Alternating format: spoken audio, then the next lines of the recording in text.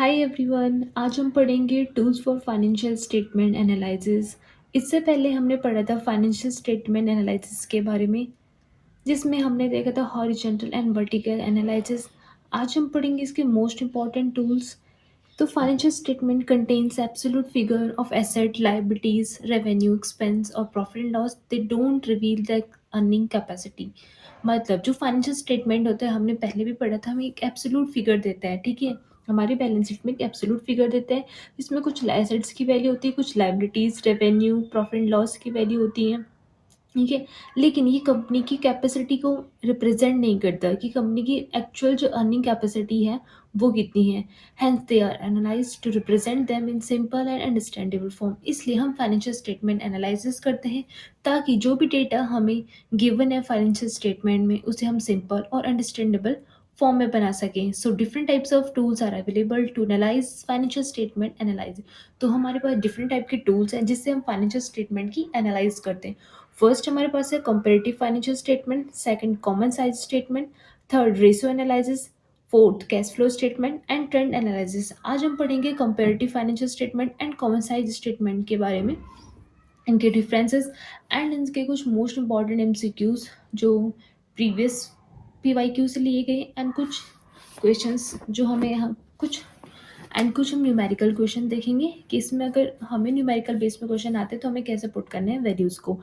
तो हमारे पास है comparative statement. These are the statement showing the profitability and financial position of the firm for different period of time in comparative form to given an idea about the positions of two and more periods। ठीक है, comparative statement में हम क्या करते हैं, इस comparative statement को हम horizontal एनालिसिस भी कहते हैं। इसमें हम क्या करते हैं, टू एंड मोर, दो या दो से ज़्यादा साल का क्या करते हैं, हम डेटा को कंपेयर करते हैं। ठीक है, डिफरेंट पीरियड के टाइम में, जिसमें हम क्या देखते हैं, कंपनी की प्रॉफिटेबिलिटी को चेक करते हैं। It is usually applies to the two financial statement, namely balance sheet and statement of profit and loss prepared in comparative. किसका हम एनालाइज करते हैं, कौन सी फाइनेंशियल स्टेटमेंट का, profit and loss and balance sheet का, आल्सो कॉल्ड हॉरिजॉन्टल एनालिसिस। और भी बताए थे कंपैरेटिव स्टेटमेंट को ही क्या बोलते हैं, हॉरिजॉन्टल एनालिसिस बोलते हैं। So in absolute and percentage form, comparative statement जो हमें कंपेयर करता है डेटा, वो हमें एब्सोल्यूट फिगर में भी देता है एंड परसेंटेज फॉर्म पे भी देता है। तो ये मोस्ट इंपॉर्टेंट है कि ये कैसे फॉर्म पे देता है, एब्सोल्यूट एंड परसेंटेज। तो पहले कंपेरेटिव स्टेटमेंट के कुछ एमसीक्यूज ना देख के हम इसके कुछ प्रैक्टिकल क्वेश्चंस देख लेते हैं। तो जो कंपेरेटिव बैलेंस शीट होती है, हमें ऐसे गिवन होते हैं, जो इसका फॉर्मेट होता है वो ऐसे होता है कि जो कंपेरेटिव स्टेटमेंट हमें किसी भी कंपनी की एक्स वाई जेड की हमें बैलेंस शीट दी होती है, गिवन दी होती है। देन हमारे पास पर्टिकुलर्स में हमें दी होते हैं कि हमारे पास इक्विटी एंड लायबिलिटीज़ क्या है। और एक और चीज़, जब भी हम स्टेटमेंट का एनालाइज सीख रहे हैं, उससे पहले हमें पता होना चाहिए बैलेंस शीट के फिगर्स के बारे में, बैलेंस शीट के हेड्स के बारे में, equity and liability and assets, non current assets क्या होते हैं, एसेट्स क्या होते हैं। इसके लिए मैं एक नेक्स्ट वीडियो कुछ टाइम बाद अपलोड करूँगी, जिसमें मैं आपको बताऊँगी कि बैलेंस शीट में equity side, liability side, share holder funds क्या होते हैं, एसेट्स क्या होता है, नॉन करंट एसेट्स क्या होते हैं। जैसे हमारे पास दी गई है equity and liabilities, and equity and liability में हमारे पास क्या होते हैं, शेयर होल्डर फंड्स आता है। ठीक है, तो हमारे पास शेयर होल्डर फंड्स में भी दो टाइप के हैं, शेयर कैपिटल, रिजर्व सरप्लस। हमारे पास शेयर होल्डर की फंड जो होते हैं वो किस टाइप से बन सकती है, या तो उनकी शेयर कैपिटल होगी, या उन्होंने जो कुछ रिजर्व एंड सरप्लस कमाया हो कंपनी से वो। तो हमारे पास जो शेयर कैपिटल, इसमें हम फोर्थ, हमारे जो चार कॉलम बनते हैं वो कैसे बनते हैं, इसमें देखा 2022 एंड 2023। हमारे पास प्रीवियस ईयर, हम इसमें क्या पढ़ते हैं, कंपैरिजन करते हैं 2 ईयर के डेटा से। तो क्या है, हमारे previous year 2022 and current year 2023। Next हम इसमें बनाते हैं एब्सोल्यूट फिगर। इसमें हम परसेंटेज से पहले हम एब्सोल्यूट फिगर निकालते हैं, देन हम इसमें क्या करते हैं, परसेंटेज की वैल्यू को निकालते हैं कि कितना इंक्रीज हुआ है, कितना डिक्रीज हुआ है प्रीवियस ईयर के डेटा को कंपेयर करके। तो हम लोग जो शेयर कैपिटल था वो है 2022 में हमारे पास 10 लाख का था, और 2023 में भी हमारे पास 10 लाख। तो इसमें कोई भी चेंजेस नहीं है, तो इसलिए हमारी ये फिगर क्या है, ब्लैंक है। नेक्स्ट हमारे पास reserve and surplus. 2020 previous year में हमारे पास 6 लाख का हमारे पास रिजर्व था, एंड करंट ईयर में हमारे पास 2023 में कितना है, 12 लाख का। तो हमारे पास कितना डिफरेंस बन रहा है, 6 लाख का। जो हमारे पास डिफरेंस बन रहा है 6 लाख का, वो क्या हमारा एब्सोल्यूट चेंज में हमारे 6 लाख का बन रहा है, 6 लाख से हमारा इंक्रीज हुआ है। एंड परसेंटेज की फॉर्म पे मोस्ट इंपॉर्टेंट हमें इसमें, इस वाले कंपैरिजन में हमें जो इलस्ट्रेशंस एंड न्यूमेरिकल जो हम सीखते हैं वो यही सीखते हैं कि अब परसेंटेज की वैल्यू को कैसे निकालते हैं। तो कैसे निकालते हैं परसेंटेज चेंज, हम हमेशा कैसे निकालते हैं एब्सोल्यूट चेंज। हम हमेशा देखते हैं कि चेंजेस कितना है प्रीवियस ईयर से और करंट ईयर में कितना चेंज है, दैट इज एब्सोल्यूट चेंज, उसे हम यहाँ पे पुट करते हैं। Then divided by previous year amount, जो हमारे प्रीवियस ईयर की जो हमारी अमाउंट होती है उसे हम डिवाइडेड में लिखते हैं इनटू 100, तो हमारे क्या आ जाता है परसेंटेज चेंज की वैल्यू हो जाती है। तो ये फॉर्मूला जो है ना मोस्ट इंपॉर्टेंट फॉर्मूला है, जो कि आपको अभी तो हम बड़े क्वेश्चंस को देख रहे हैं, लेकिन जब हम शॉर्ट एमसीक्यू टाइप के जो हम न्यूमेरिकल सॉल्व करेंगे उसमें आप क्या करोगे डायरेक्ट फार्मूला लगा के किसी एक पर्टिकुलर हेड की आपको वैल्यू निकालनी होती है। जैसे रिजर्वेंस और प्लस की दे देगा, करंट लाइबिलिटीज़ को देगा, तो उसमें आपको क्या पर्टिकुलर हेड की वैल्यू निकालनी पड़ती है, पूरे आपको क्या है पूरे बैलेंस शीट की वैल्यू नहीं निकालनी पड़ती। इट्स अ जस्ट एग्जाम्पल जिससे हम क्या सीखते हैं कि कैसे हम पुट कर रहे हैं क्वेश्चंस में, इसलिए इसमें हम क्या करें एक बड़ा क्वेश्चन देख रहे हैं। नेक्स्ट हमारे पास है नॉन करंट लाइबिलिटीज में लॉन्ग टर्म बोरिंग्स, जिसमें 5 लाख हमारे पास पहले थे और 4 लाख तो हमारी बोरिंग्स कम हुई है। ठीक है, तो जो भी हमारी कम होती है उसे हमें क्या करते हैं माइनस की फॉर्म पे लिखते हैं। ठीक है, जो हमारी कम होती है माइनस की वाली वैल्यू को हम क्या ब्रैकेट के अंदर लिखते हैं 1 लाख। एंड सेम इसका परसेंटेज हम एब्सोल्यूट चेंज हमारा 1 लाख का हुआ है, प्रीवियस ईयर का हमारा 4 लाख, तो ये हमारा जब ऊपर हमारा माइनस की वैल्यू तो इसका जो परसेंटेज चेंज आएगा वो भी क्या आएगा माइनस में आएगा 20%। ट्रेड्स करंट लाइबिलिटी में हमारे पास है ट्रेड्स पेबल, उसमें भी हमारे 9 लाख हमारे पास 2022 में थे और 12,70,000 हमारे किसमें 2023 में, तो हमारे पास 37,000 3,70,000 का हमारे पास की एब्सोल्यूट चेंज है। एंड इसको पुट करके वैल्यू हमारी जो परसेंटेज में आएगी वो आएगी 41.11%। सेम हम एसेट्स में भी चलेंगे, तो नॉन करंट एसेट्स हमारे पास पहले दिए होते हैं, लैंड एंड बिल्डिंग्स हमारे पास दी थी तो 15 लाख की थी और अब 16 लाख की, तो 1 लाख से हमारी क्या लैंड एंड बिल्डिंग्स हमारी बढ़ चुकी हैं, तो 1 लाख का difference absolute change and percentage वही absolute change upon previous year amount into 100, तो हमारे कितना आ जाएगा 6.66 हमारा परसेंटेज चेंज की वैल्यू चाहिए। तो ऐसे ही हम सारे क्या करेंगे इन क्वेश्चंस में पुट करेंगे वैल्यू को और हमारे परसेंटेज की वैल्यू आ जाएगी। एब्सोल्यूट फिगर हम डायरेक्ट क्या करते हैं प्रीवियस ईयर को करंट ईयर से लेस करते हैं, जो भी चेंज आता है वो हमारा एब्सोल्यूट चेंज आता है। इसके कुछ नेक्स्ट हमारा प्रॉफिट एंड लॉस का भी एक हम एग्जांपल देख लेते हैं कि कैसे हमारे पास क्वेश्चंस होते हैं। तो प्रॉफिट एंड लॉस हमारा जो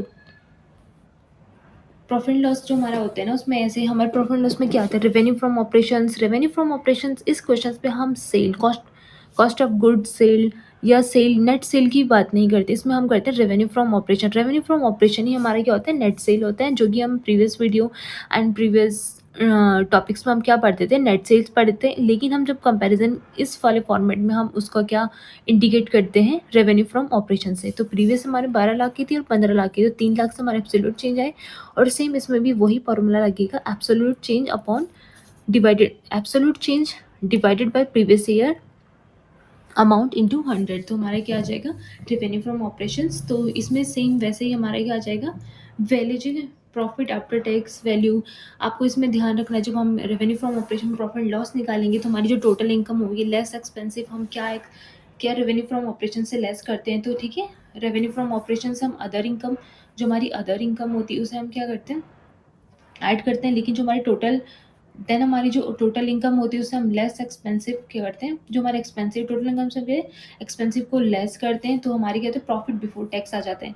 देन हम क्या करते हैं less provision for tax provision for tax and अब उसके बाद हमारे पास जो वैल्यू आती है वो होती है प्रॉफिट आफ्टर टैक्स, तो हमारे किसके अंदर आती है प्रॉफिट एंड लॉस के अंदर। देन हमारे पास कुछ अब आपके पास जो एमसीक्यूज या कुछ प्रैक्टिकल न्यूमेरिकल जो बनते हैं एग्जाम पे कॉम्पिटिटिव एग्जाम पे वो इस टाइप के बनते हैं, क्योंकि इतना बड़ा फॉर्मेट आपके पास नहीं आता तो आपके पास कैसे क्वेश्चन बनते हैं। Non current assets of a company increase from 3 lakh, अब क्या बोल रहे हैं जो नॉन करंट एसेट्स हैं कंपनी के वो 3 लाख से बढ़ चुके हैं टू 4 लाख। 3 लाख से वो क्या 4 लाख बढ़ के चुके हैं, वट इज अ परसेंटेज। अब 3 लाख से वो 4 लाख हो चुके हैं, हमें साफ साफ दिख रहा है कि एब्सोल्यूट चेंज कितना हमारे पास 1 लाख का चेंज हो गई 3 लाख से 4 लाख, तो परसेंटेज चेंज की वैल्यू एब्सोल्यूट चेंज हमारी 3 लाख से 4 lakh 1 lakh difference. And then हमारे प्रीवियस ईयर की डेटा जो प्रीवियस ईयर हमारे कितना था 3 लाख का, ठीक है जो प्रीवियस ईयर का हमारा जो अमाउंट है 3 लाख वो इंटू 100 तो हमारा 33.3% आ चुका है। नेक्स्ट हमारे पास क्वेश्चन है a company current liabilities decrease from 4 lakh to 3, अब जो करंट लाइबिलिटी है कंपनी की वो 4 लाख से 3 लाख मतलब डिक्रीज हो चुकी है, व्हाट इज द परसेंटेजेस। अब हमारी 4 लाख से 3 तो हमने बोला था जो अमाउंट हमारी डिक्रीज होती है उसे हम लेस में हम क्या दिखाएं ब्रैकेट के अंदर शो करते हैं, तो हमारे माइनस की वैल्यू होती है that is 1 lakh divided by previous year का जो अमाउंट थी वो कितनी थी 4 लाख इंटू 100, तो जब ये माइनस में तो हमारी जो वैल्यू आती है वो हमेशा किस में आती है माइनस में आती है 25%। ये तो था हमारा सारा, हमने क्या पढ़ा था कंपेरेटिव स्टेटमेंट के बारे में। अब हम पढ़ेंगे कॉमन साइज स्टेटमेंट के बारे में। इनके बारे में जो डेटा है ना वो इतना ज़्यादा नहीं आता क्वेश्चंस में, इसलिए थोड़ा बहुत मतलब जो एमसीक्यूज़ मैं अभी आपको बताऊंगी किस टाइप के एमसीक्यूज़ बनते हैं, तो आपको थोड़ा थोड़ा इनके बारे में पता होना चाहिए बस, कि कॉमन साइज स्टेटमेंट क्या होता है, कंपेरेटिव स्टेटमेंट क्या होता है। लिस्ट में जो मोस्ट इंपॉर्टेंट होते हैं वो मोस्टली हमारे कैश फ्लो स्टेटमेंट से आते हैं, ठीक है। और जिसके बारे में ज़्यादा पढ़ना है तो कैश फ्लो के बारे में नेक्स्ट वीडियो में पढ़ेंगे। नेक्स्ट पर हमारे पास है कॉमन साइज स्टेटमेंट। अब हम पढ़ेंगे common size statement. In this statement various figures are converted into percentage to some common base. अब ये क्या बोल रहा है, जो हम कॉमन साइज स्टेटमेंट होता है ना इसमें हम सिर्फ परसेंटेज की फॉर्म पे वैल्यू को निकालते हैं, ठीक है। इसमें एब्सोल्यूट का कोई काम नहीं है, इसमें सिर्फ एक ही डिफरेंस ये है कि जो आपके पास ये भी क्वेश्चन बनता है कि कौन से फॉर्म पे कौन से डिफरेंसेस में और कौन से स्टेटमेंट में हम क्या करते हैं सिर्फ परसेंटेज की वैल्यू को निकालते हैं, तो किस में निकालते हैं कॉमन साइज स्टेटमेंट में। इसमें हम क्या करते हैं कॉमन बेस ले लेते हैं। हम कोई अगर हमें डिवाइडेड करना है या हमें किसी को डिफरेंस दिखाना है तो वो डिफरेंस हम कंपैरिजन करने के लिए एक क्या करते हैं पूरे डेटा का क्या करते हैं कॉमन बेस निकाल लेते हैं। जैसे प्रॉफिट एंड लॉस में हम क्या करते हैं रेवेन्यू फ्रॉम ऑपरेशंस का निकाल लेते हैं, दैट इज नेट सेल्स, उसको हम 100% मान लेते हैं। और अदर फिगर के साथ अब उसको हम क्या करते हैं कंपेयर करते हैं रिलेट करके, एक्सप्रेस किस में करेंगे परसेंटेज की फॉर्म पे। बैलेंस शीट का अगर हमारे पास डेटा दे रहेगा तो उसमें टोटल एसेट्स की वैल्यू को हम क्या करते हैं बेस ले लेते हैं। और अदर एसेट्स के लिए, ठीक है, सारे एसेट्स के लिए हम क्या बेस ले रहे हैं टोटल एसेट, और एक्सप्रेस करते हैं हम किसकी परसेंटेज की फॉर्म में। एंड अब हमारे पास कुछ है purpose, purpose and utility of common size. अब कब हम क्यों कर रहे हैं कॉमन साइज स्टेटमेंट में, हम क्या पर्पस के हमारे to present the change in various items in relation to revenue from operation total assets and total utility. हम क्या कर रहे हैं चेंजेस दिखा रहे हैं कि हमारे क्या रिलेशन, हम चेंजेस का रिलेशन दिखा रहे हैं कि जो रेवेन्यू फ्रॉम ऑपरेशंस में चेंज आ रहा है टोटल एसेट्स में आ रहा है टोटल लायबिलिटी वो क्या चेंज है, इनका बेस बना के इन पे क्या चेंजेस आ रहे हैं, क्या रिलेशन शो हो रहा है, तो हम इसमें दिखाते हैं कॉमन साइज स्टेटमेंट में टू स्टैब्लिश अ रिलेशनशिप। वही हम क्या करते हैं इसमें स्टैब्लिश करते हैं relationship to provide for a common base for comparison. और इस वाले फॉर्म पे हम क्या करते हैं प्रॉपर क्या करते हैं एक बेस कॉमन दे देते हैं, कॉमन बेस दे देते हैं जिससे हम क्या पढ़ते हैं कंपेयर कर पाते हैं अदर डेटाज को। इसका जो फॉर्मेट है वो नॉर्मली हमारा ये है particulars note number absolute amount हमारी जो भी प्रीवियस एंड करंट है जो उसमें हम बना रहे थे, लेकिन इसमें हम क्या बनाते हैं एब्सोल्यूट की फॉर्म को हम नहीं निकालते, हम सिर्फ परसेंटेज निकालते हैं करंट ईयर का प्रीवियस ईयर का। ऐसे हम स्टेटमेंट प्रॉफिट लॉस बनाते हैं। तो ये इसका प्रॉफिट है तो इसका फॉर्मेट है, तो आप थोड़ा इसे देख सकते हैं। नेक्स्ट हम इसके एमसीक्यूज पढ़ेंगे। अब हम कुछ एमसीक्यू पढ़ लेते हैं दोनों की कंबाइन करके। जो अब हम इसके कुछ मोस्ट इंपॉर्टेंट एमसीक्यूज पढ़ लेते हैं जो कि कॉम्पिटिटिव एग्जाम हो या स्टेट हो या स्कूल बोर्ड एग्जाम हो उसमें इसके लिए क्या एमसीक्यूज पूछे जाते हैं, वहाँ पे कैसे एमसीक्यू पुट होते हैं इस वाले एनालिसिस से। तो हम पहला क्वेश्चन देख लेते हैं। Main objective for common size statement is. अब जो कॉमन साइज का मेन ऑब्जेक्टिव क्या है, to present the change in various item to provide for a common base for comparison to establish relationship between various item. अभी हमने पढ़ा था जो कॉमन साइज स्टेटमेंट होता है उसका ऑब्जेक्टिव क्या होता है चेंज इन वेरियस आइटम, ठीक है, प्रेजेंट करना चेंजेस वेरियस आइटम्स के बीच में क्या चेंज हो रहा है to present for a common base. हाँ ये हमें कॉमन बेस देता है to establish relationship between various item, और एक स्टैब्लिश करता है रिलेशनशिप। तो ऑल ऑफ द अबव इसका क्या हो जाएगा आंसर हो जाएगा, क्योंकि ये सारी चीज़ों को क्या करते हैं शो कराता है। Common size statement are prepared. अब कॉमन साइज स्टेटमेंट कैसे प्रिपेयर्ड होता है in the form of ratio. अभी में हमने पढ़ा था question in the form of ratio, in the form of percentage and in both of the common size statement. ये वाले क्वेश्चन है, ऐसे वाले एमसीक्यू स्पोर्ट होते हैं क्वेश्चन में कि कॉमन साइज जो छोटी छोटी ट्रिक्स होती है ना वो हमें मतलब जो छोटे छोटे पॉइंट्स होते हैं इंपॉर्टेंट वो हमेशा क्वेश्चन में आते हैं कि कॉमन साइज स्टेटमेंट कैसे प्रिपेयर होते हैं। अभी हमने पढ़ा था जो कॉमन साइज स्टेटमेंट है तो वो कैसे फॉर्म होता है in the form of percentage, percentage की फॉर्म पे क्या होते हैं फॉर्म्ड होते हैं। ये हमारे पास कॉमन साइज स्टेटमेंट के practical questions numerical based question ऐसे बन सकते हैं। Total sets of firms are, जो हमारी टोटल एसेट्स है फर्म की वो होती है 20 lakh and it's non current asset, और जो नॉन करंट एसेट्स है हमारे 8 लाख है। What will be the percentage of non current assets on total asset. इसमें हमें क्या बोलता है एक वैल्यू को निकालने के लिए बोलता है, जो हमारे पास 2-3 वैल्यू दी हो जाती और हमें इससे क्या होना है एक वैल्यू को निकालना। तो हमारे पास टोटल एसेट्स हमारे 20 लाख के, नॉन करंट एसेट्स हमारे 8 लाख के।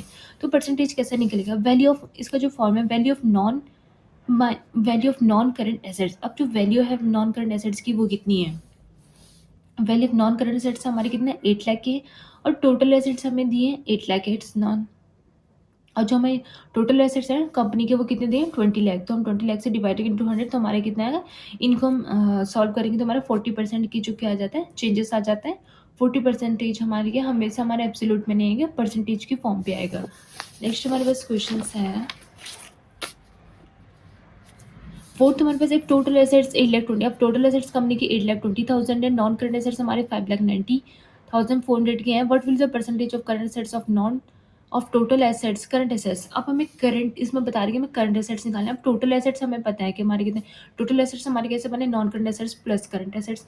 तो टोटल एसेट्स हमारे कैसे निकलते हैं, non current assets plus current asset. तो टोटल एसेट्स हमारे 8,20,000 है, नॉन करंट एसेट्स हमें गिवन है 5,90,400।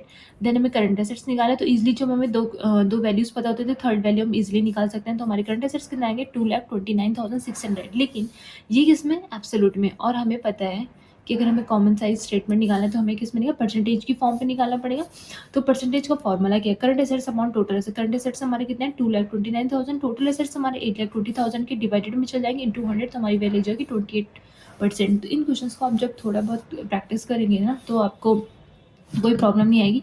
और क्वेश्चंस आपको हमेशा न्यूमेरिकल ऐसे ही सॉल्व करने हैं। अगर आप कॉम्पिटिटिव एग्जाम के लिए प्रिपेयर कर रहे हैं अपने आप को, तो आपको क्वेश्चंस ऐसे ही सॉल्व करने हैं। अगर आप स्कूल स्टूडेंट्स हैं तो आपको जो मैंने पहले क्वेश्चन सिखाए थे आपको ऐसे ही, मतलब कंपैरिजन दोनों में बहुत सेम ही हो रहा है, लेकिन आपको बहुत सारे डेटा का कंपैरिजन करना पड़ता है। लेकिन कॉम्पिटिटिव में आपको सिर्फ एक या दो वैल्यू का कंपेयर करके डेटा को आपको एनालाइज करना होता है, उसकी वैल्यू को शो कराना होता है। नेक्स्ट हमारा total net revenue from operation. अब प्रॉफिट एंड लॉस की अभी तक हम बैलेंस शीट का डिफरेंस कंपैरिजन कर रहे थे। अब हम नेट रेवेन्यू फ्रॉम ऑपरेशन हमारा 1,20,000, यानी हमारा नेट सेल जो है 120,000 है। कॉस्ट हमारी कितनी है, 66,000। ऑपरेटिंग एक्सपेंस हमारे 20,600 है। Percentage of operating of net revenue from operation. अब हमें परसेंटेज निकालना, नेट रेवेन्यू हमारा निकलता है। इसके लिए ना आपको थोड़ा बहुत फॉर्मूलाज भी आना चाहिए कि नेट रेवेन्यू क्या होता है, कॉस्ट ऑफ गुड्स सोल्ड क्या होता है, ऑपरेटिंग एक्सपेंस होता है किसको किससे लेस करते हैं। तो जो हमारा नेट रेवेन्यू तो हम कॉस्ट को लेस करते हैं एंड ऑपरेटिंग एक्सपेंस को करते हैं, तभी हमारा नेट रेवेन्यू पता। जब हम कॉस्ट को हटा देंगे तो ये हमारा क्या था, नेट रेवेन्यू पता चलता है। तो नेट रेवेन्यू माइनस, अगर हम इसको और इनकी वैल्यू को पुट करने में 32,000 है, और परसेंटेज वैसे ऑपरेटिंग इनकम हमारी कितनी थी, नेट ऑपरेटिंग हमारी 32,400 आई, and net revenue from operation हमारी 1,20,000। तो हमारी कितनी इंटू 100 हमारी 27% हमारी क्या परसेंटेज, ठीक है। नेक्स्ट हमारा what is the base figure in common size income statement. अभी हमने पढ़ा था जो कॉमन साइज इनकम स्टेटमेंट यानी प्रॉफिट एंड लॉस में हम क्या बेस लेते हैं, तो total sets, net cell, revenue from operation, gross profit, net profit. अभी हमने पढ़ा था कि जो बेस लेते हैं हम इनकम स्टेटमेंट में, नेट सेल यानी रेवेन्यू फ्रॉम ऑपरेशन को क्या लेते हैं, बेस लेते हैं। तो ये भी इंपॉर्टेंट है, ये क्वेश्चन पे बनता है कि कॉमन साइज स्टेटमेंट में, इनकम स्टेटमेंट में हम क्या बेस लेते हैं। और what is the figure of common size. अब बैलेंस शीट में हम क्या बेस लेते हैं, total non current assets, total liability, total assets, total equity and liability and set of fund. हमने पढ़ा था हम जो कॉमन बेस लेते हैं बैलेंस शीट में वो हम लेते हैं total assets and total equities का, ठीक है। Common size analysis known as. अब कॉमन साइज एनालिसिस अभी हमने पढ़ा था किसका, तो ये क्या है, वर्टिकल एनालिसिस। एंड जो कंपैरेटिव स्टेटमेंट जो हमारा एनालिसिस है वो किस बेस में, हॉरिजॉन्टल एनालिसिस में। तो ये भी इंपॉर्टेंट क्वेश्चन है, मार्क कर देना आप, ठीक है। नेक्स्ट हमारे पास which of the following not a tool for analysis of financial statement. अब हमारा कौन सा टूल नहीं है फाइनेंशियल स्टेटमेंट। अभी हमने टूल्स पढ़े थे, डिफरेंट टाइप्स ऑफ टूल्स, उसमें cash flow statement, trend analysis, ratio analysis and balance sheet. तो हमारे कैश फ्लो स्टेटमेंट हमारा टूल्स होता है, ट्रेंड एनालिसिस हमारा टूल होता है, रेशियो एनालिसिस हमारा टूल होता है, लेकिन बैलेंस शीट हमारा स्टेटमेंट होता है ना कि टूल, ठीक है। तो बैलेंस शीट हमारा टूल नहीं है। In the statement of profit and loss of a common size statement. अब हम कॉमन साइज स्टेटमेंट के बारे में पढ़ रहे हैं। In statement of profit and loss of common size statement, figures of net revenue from operation is assume to be equal to 100। जो net revenue होता है उसको हम एज्यूम कर लेते हैं 100, हाँ सही बात है। Figure of gross profit assume equal to 100।